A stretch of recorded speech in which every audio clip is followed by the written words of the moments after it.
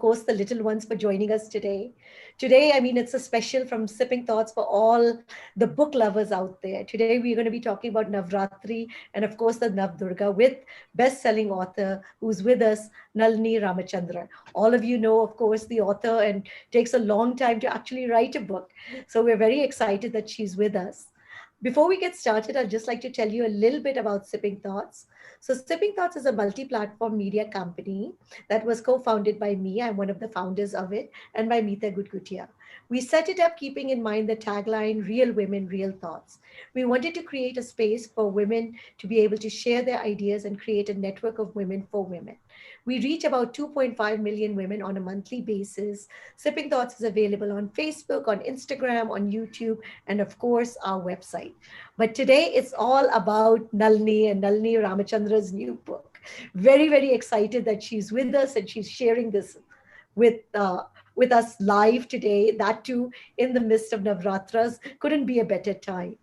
Nalini actually works with a lot of young readers and she covers a variety of subjects and a lot of styles. She does textbooks on history to tales of horror and mystery, graphic novels come biographies to narratives from mythology, and legend to lore to humor and more.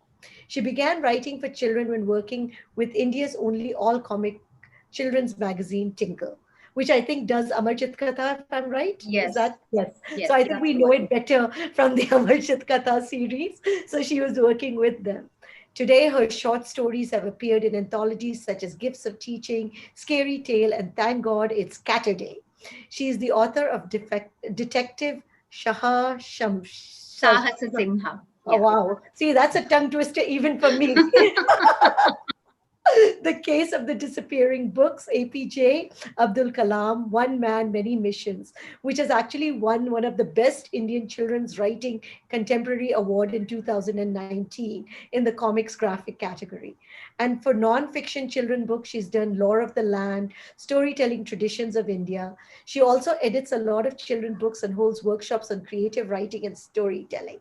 But we are very excited because today she is talking about her latest book, which is the Navdurga, which is something I think that we're all thinking about, especially for me, because you know what? I've been also thinking, how do I tell my children and how do I tell them about Navratri and explain this to them? So I was very excited. So tell us a little bit about that, Nalini, and welcome to Sipping Thoughts. Thank you so much. Thank you, Sukirti. Yes, I think I began working on this book sometime around 2017. So it's taken almost 2.5, 3 years to complete it. And we don't And think it takes that long, but it takes that long to it actually takes, do a book. yes, it takes a lot of time because there's a lot of effort that goes into it. You know, you just write something and then you're not happy with it. You go back to it. Sometimes you have to just put it away because you don't think it's going to move forward. So, till you have new ideas, which of course they will take their own time to come.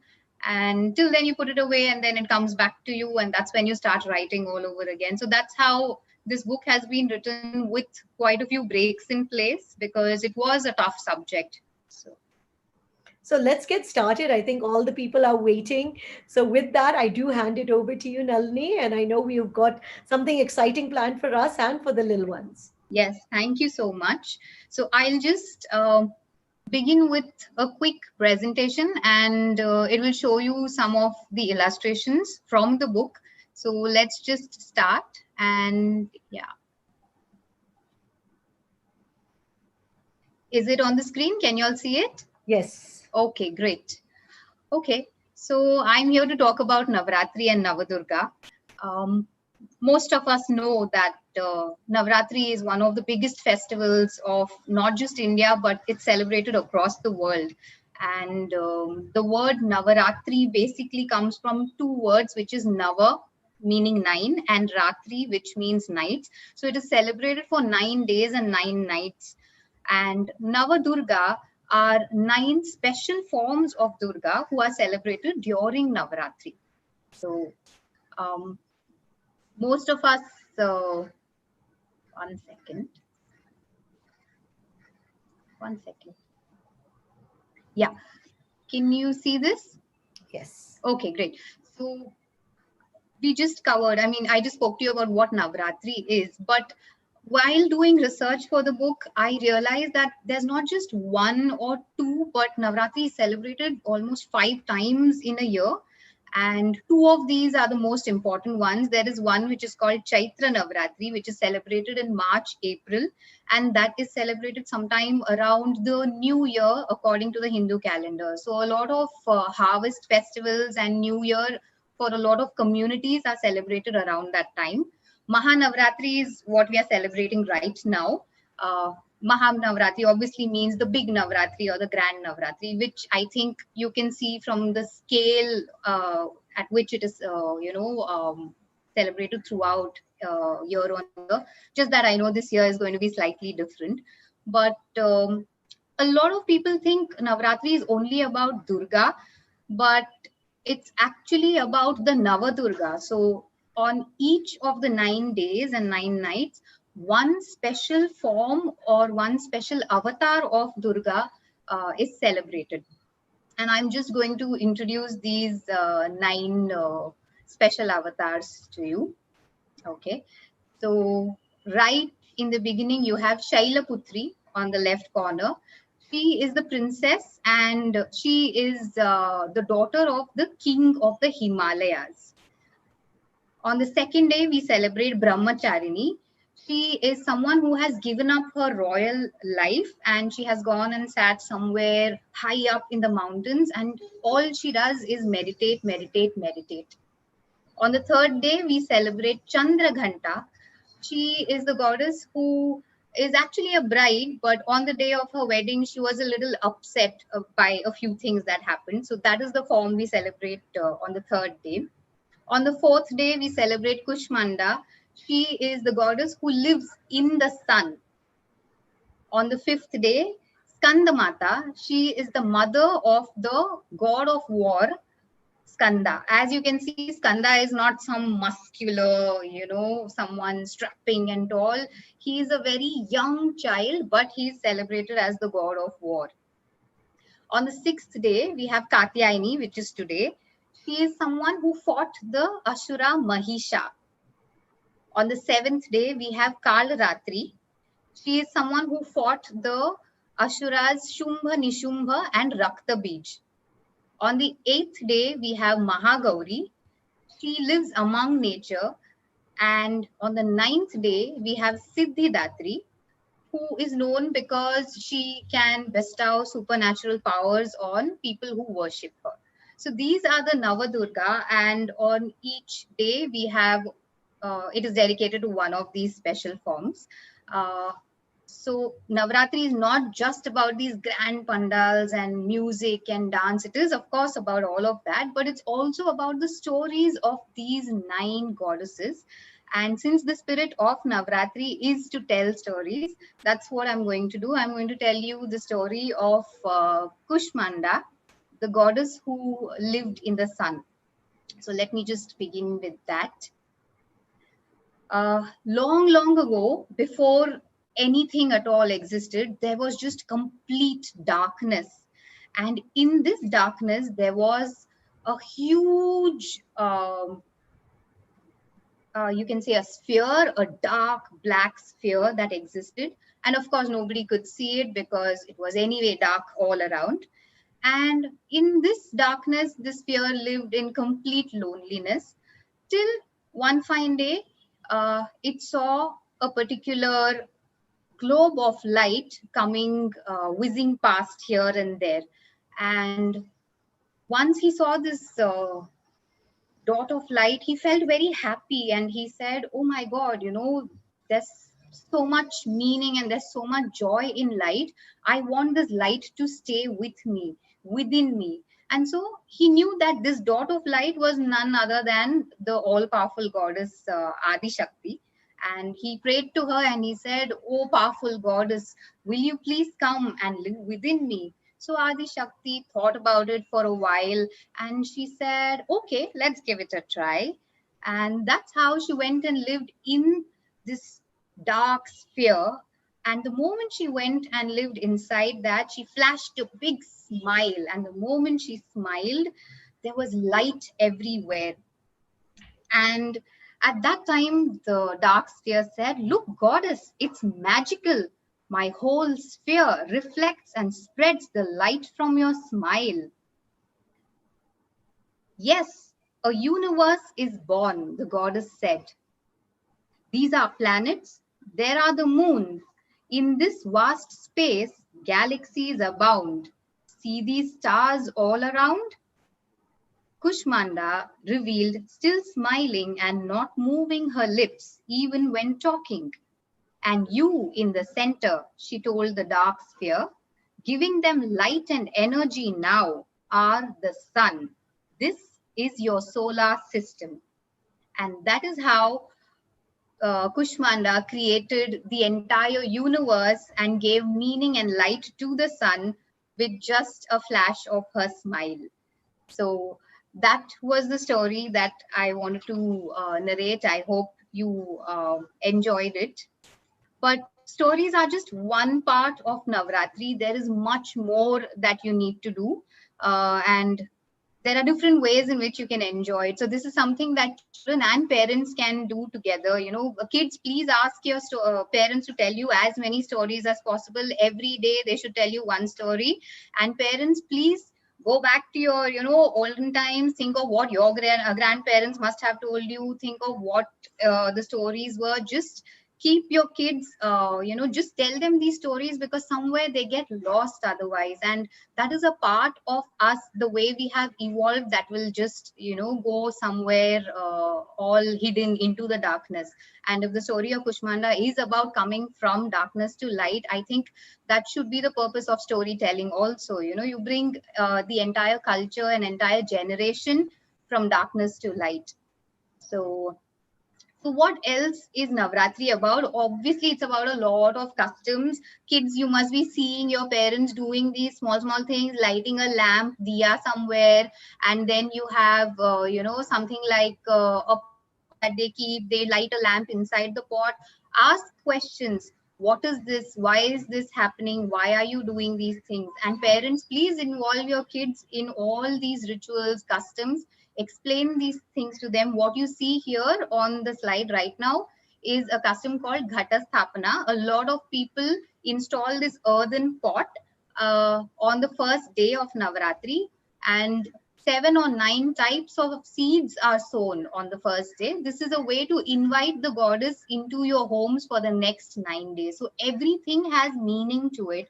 Please share these tales with your kids. It's very important that they understand why you're doing something, even if it is just a festival. It's not just about new clothes and it is about new clothes also, but it's not just about that. And like Sukirti and I were talking yesterday, a lot of Navratri is about food. Please involve your kids in how, just let them help around the kitchen, let them serve their kids. You need to understand that a lot of these items are actually offered to the goddess on each of the 9 days. So different items are offered to the goddess as prasad or naivedyam or sacred offering. And of course, you can also enjoy all of it. So what you see here is halwa, puri, chole, a lot of this chana.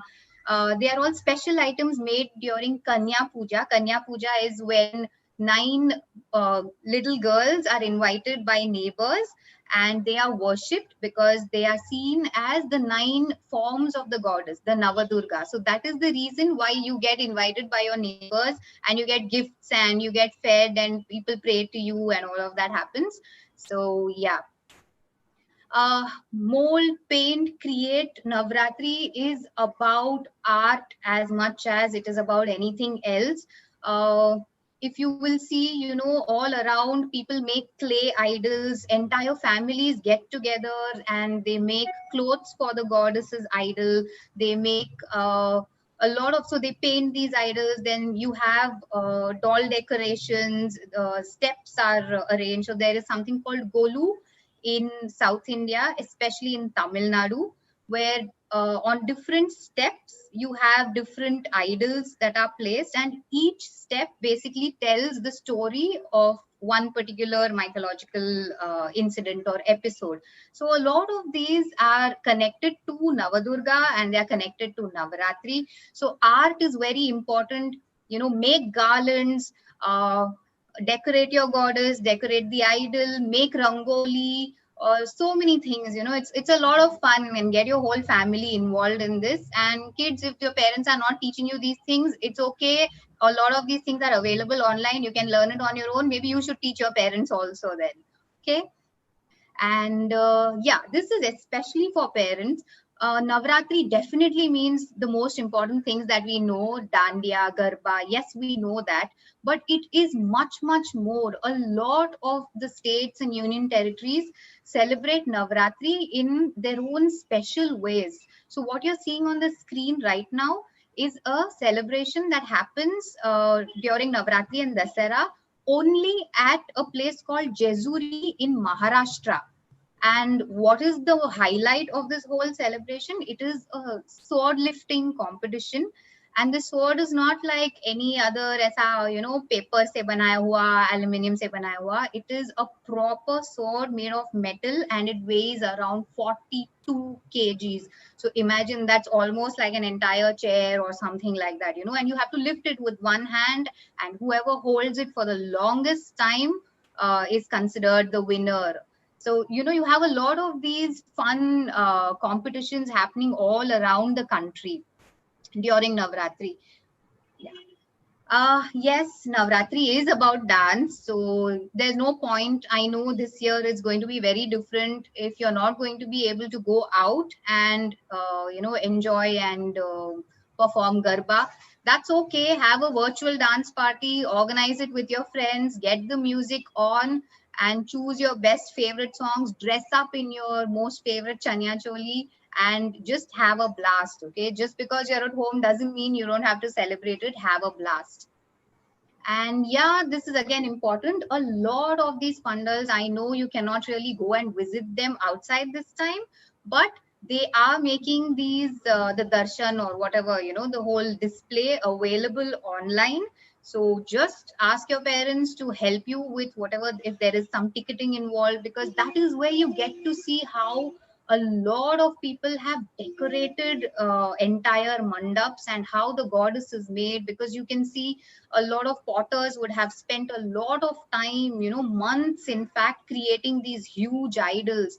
So every pandal is going to be different. Just see how beautiful the whole art behind it is. And you will find a lot of such stories and more information about lesser known traditions in my book, Navadurga, The 9 Forms of the Goddess. I really hope all of you have fun reading it together, because there are a lot of things that even parents may not know. So kids, you should in fact read it out to them, and let's see how much of it they already know. Yeah. So that was just a brief introduction to the book. I hope the images were clear enough and you could see all of it. So tell us now, who's your favorite of the Navdurgas and a story about her? Story, I think Kushmanda is my favorite. But apart from that, I think I would also say Kalaratri is one of my favorites, as you can see her here. So she is someone who had been created by the goddess Ambika while they were fighting this huge war with the Asuras, Shumbha and Nishumba. And at that point, the Asuras sent their best warrior, who's known as Raktabij. And Raktabij is no simple Asura who will just come fight with his weapons and go. Every time a drop of blood from his wound fell on the battlefield, a new Raktabij would emerge. So, that was almost like cloning that happened in those whatever ancient mythological times. And this became a big problem for the goddess Ambika and her other goddess warriors, because they were wondering, okay, if he keeps multiplying, how do we keep fighting him? This is this is going to be like a never ending war. And that's when Ambika creates this ferocious form called Kalratri. And all the other goddesses are waiting and wondering, okay, you know, if even we couldn't do anything, how is Kalratri going to fight Raktabij? And at that moment, she shocks everybody because she just zooms past into the battlefield at full speed, and she sticks her tongue out and drinks up the drop of blood before it falls onto the ground. And everyone is stunned, because who drinks the blood of an Asura, right? I mean, it's just so ew. But that's when the goddesses realize that, okay, this is the only way to win this war. And so Kalratri says, don't worry about me, just keep attacking him. I am going to do this. It's obviously yuck, but don't worry about me. I'm going to do it. So the story of Kalratri, in some way, I think it not only tells you about, you know, doing something uncomfortable or something that you don't like. You might end up doing things you don't like in life, but it will always have a positive outcome. That is one thing. So it teaches you about the importance of, you know, disgust. A lot of things are disgusting, but you end up doing those things. And the second thing that Kalratri teaches us is also about how to overcome fear. So Raktabij is like fear. He keeps multiplying, and the only way to stop him is to make sure he doesn't multiply and he doesn't grow. So that is how, you know, Kalratri somewhere is a favorite, because a lot of kids have a lot of fears, and, you know, somewhere we need to help them channelize their courage and strength to bring their fears somewhere in control, at least to some extent. So that's why I thought, you know, she is a very important, of course, yeah, very unique. And I think I also like her because we usually associate Durga with the lion or the tiger, but her choice of Vahana is very unique. It's a donkey. So, you know, that's something really, so she's very quirky and she's very strange, and she, you know, she's also very meaningful in that sense. Fantastic. So tell us, how is Durga then? Because there are 9 forms of Durga. So Yeah. we associate a particular Durga with Navratri. How did that come about?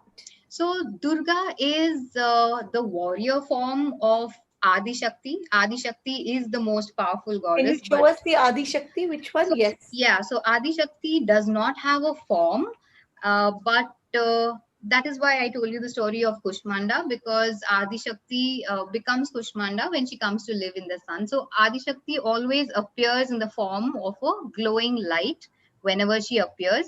Otherwise, she's usually formless and she doesn't really have a face, or, you know, so she's just this bright dot of glowing light. And from her you have a lot of the other manifestations of the goddess. So one of them is Durga.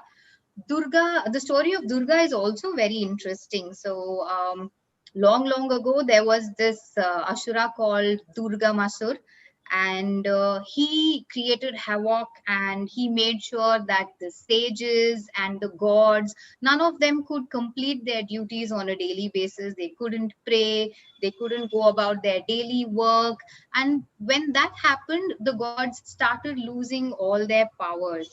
And you know what happens when gods lose their powers? They cannot do what they're supposed to do.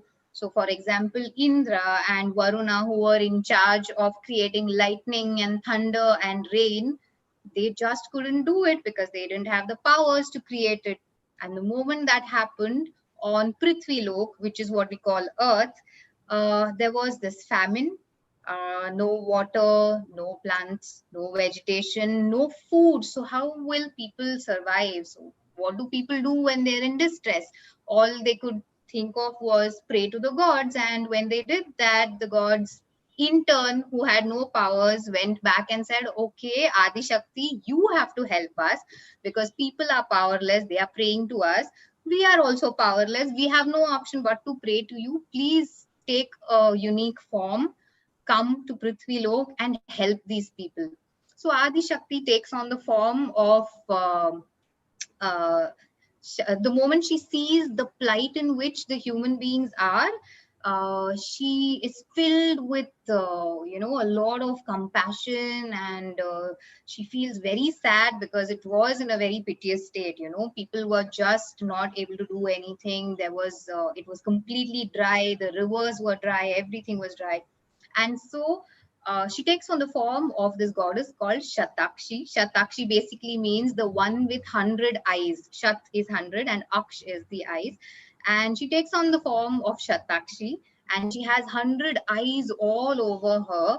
And from these eyes, tears flow out like waterfalls. And that is how she gives water back to Prithvi Lok. And then she takes on the form of Shakambhari and gives them vegetation. So again, that's a very beautiful illustration in the book, as you can see. So that is Shatakshi, and you can see that she's sad, and she's giving them water, and she's also giving them vegetation. And slowly, all the fish are coming back to life. So that is what the story of Shakambhari and Shatakshi is. Now, when Durga Masur sees that whatever he had done is completely undone by this goddess, he gets very angry and he says, hey, you know what? I'm the more powerful one here. I have done something. There's no way you're going to get ahead and prove that you're more powerful than me. So he comes there with his entire army for a war. And that's when the goddess takes on the form of Durga, and she fights Durga Masur, and obviously she wins in that battle, and she takes on the name of the Asura she killed. So she gets the name Durga from Durgam, and that is how we know her. And we made a very, again, conscious effort. We didn't want to show the goddess being angry or at all times. So we've shown Durga in a very peaceful state after the war. So she's very happy, and all the life vegetation is back in its place wherever it should be. And that is how Durga is an important goddess, not only because she gave life to Prithvi Lok, but also because she is the protectress of nature, and nature is such an important element of Navratri. So which is what I was telling you in Ghata Sthapana. People sow different kinds of seeds. That is a way of not just honoring the goddess and welcoming her, but it's also a way to respect the earth and respect food and all the good harvests that comes to us every year. So that is how Durga is about power. She's about nature. She's about winning good over evil. So she stands for a lot of these things, and the Navadurga are the different facets of Durga. So it's not that just because she's a warrior goddess, she's supposed to be angry all the time. No, that's not true. So she has her own way of dealing with different situations, and each of it is a different story. Like I told you, Kushmanda is one. Then, for example, Brahmacharini is the story of the goddess who meditated for many, many years, and she's completely calm and composed. So we wouldn't associate Durga with the Navadurga in that sense, but they are all her forms. And what is the significance of the 10 arms? Is there a story behind that? So the 10 arms, they, when Katyayani was created to slay Mahisha, that is when the gods get together and they create a particular goddess, and they give the goddess these 10 arms, and each god gives a particular weapon, so one of his own weapons into one of her hands. So that is how she has these 10 arms and the 10 weapons, and each of those weapons also stands for something. And when I'm saying stands for something, it basically means about how do you fight the Ashura. So as you can see here, each of these weapons also stands for something. So something stands for knowledge, something stands for courage. Then there is something that will sharpen your mind. There is something that will keep you alert. So these are all basic qualities that kids and human beings, like all of us, have within us. And it's just that we talk about them in the story as weapons. So yeah, that is the significance. That's so nice and so well explained. So I Thank think you. I think that answers a lot of my questions. If any of you have questions, we would love for you to ask and to ask Nalini directly. Yeah. That would be great. If you have any questions about the Durgas or how to talk about the Durgas or any questions about them, because as she said, she's been doing a lot of research, 2.5 years almost that it took to write the book. So Yes. Sukriti has a question. My Yes. namesake, I'm just going I to know. unmute her. Go ahead. I think she wants to know about Kanya Yes, Pujan, right? Yeah. yes, ma'am. Okay. Significance of Hi, Kanya Pujan. Sukriti. Hi, ma'am. So Kanya Pujan basically, we know that, kids who are between the age group of 3 to 9 are invited by people to their homes.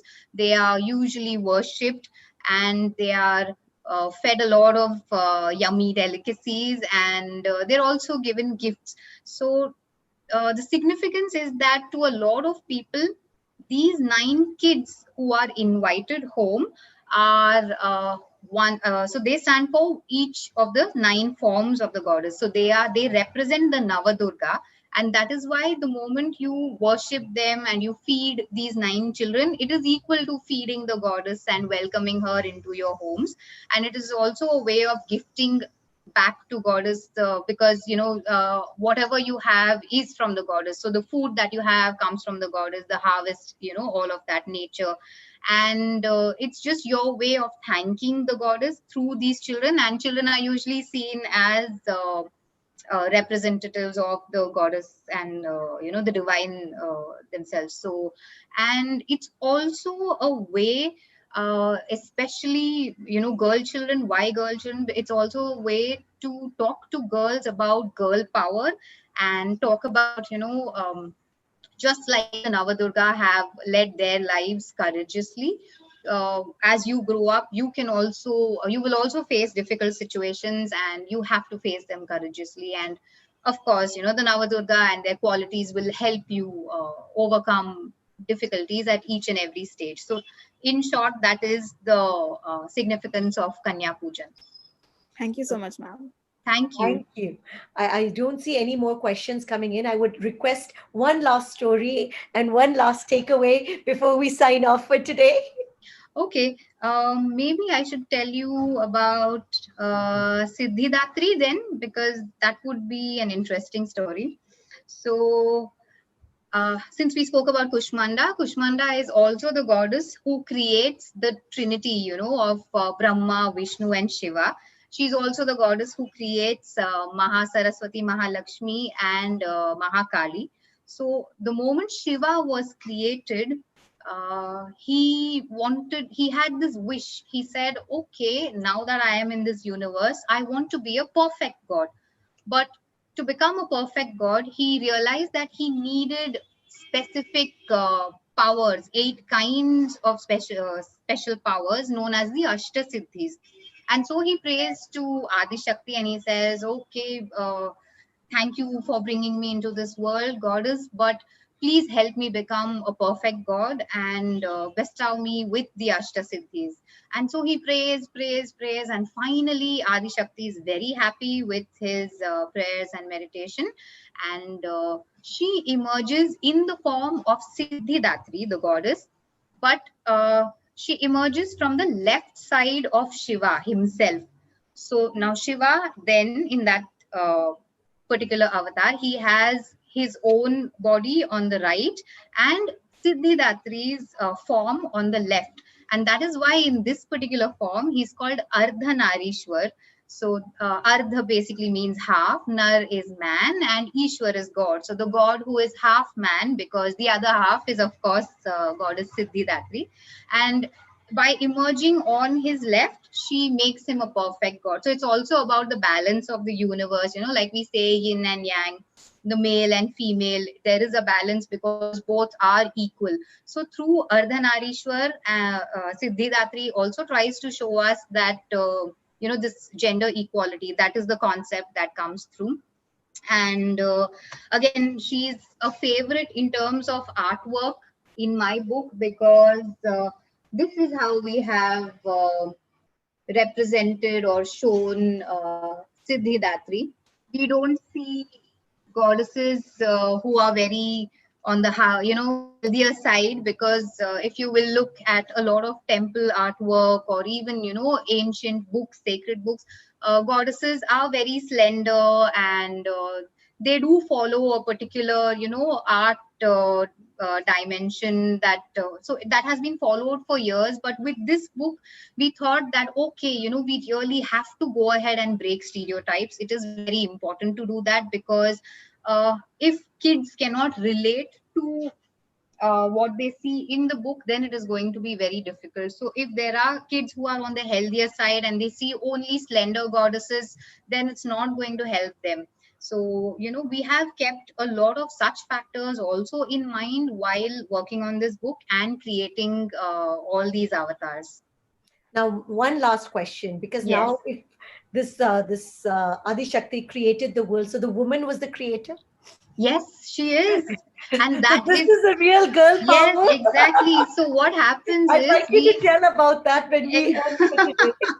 exactly. So we are so used to hearing that Brahma was the creator of Prithvi Lok, that somewhere the whole story of Adi Shakti having created Brahma and Adi Shakti having created the entire universe is lost out. So that was again a very important reason why this book had to be written, because we do hear a lot of gods stories, which of course are important, but even goddesses stories are equally important. And the more we know about it, the more perspectives are going to change.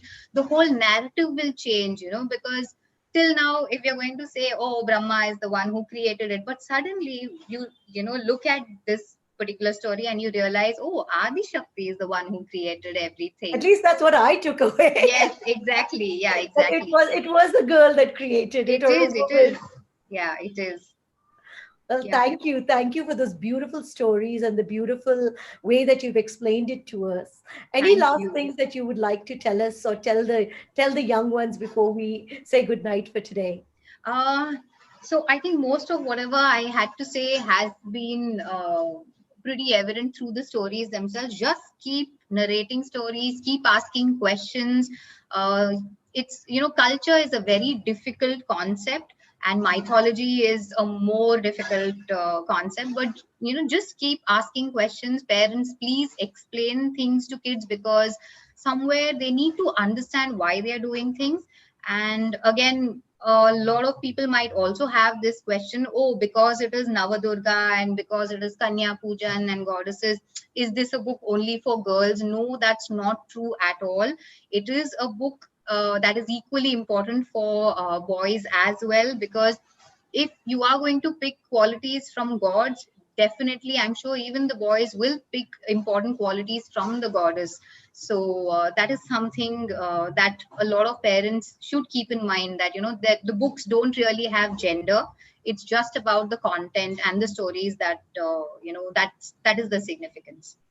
Well, thank you. Thank you all for joining us. And we wish you all a very, very happy Navratri. We Happy hope that we were Navratri. able to bring a little bit of clarity, at least for me. I understood some new facts about the goddesses and the girl power. So more power to us. Thank you so much, Sukriti. Thank you, Sipping Thoughts, and thank you all the kids and parents. Happy Navratri. Hope you have fun. And thank you, Penguin, for making this session possible. Yes, Good thank night. you so much. Good night, all the little ones. We'll be back with more stories for you. Yeah.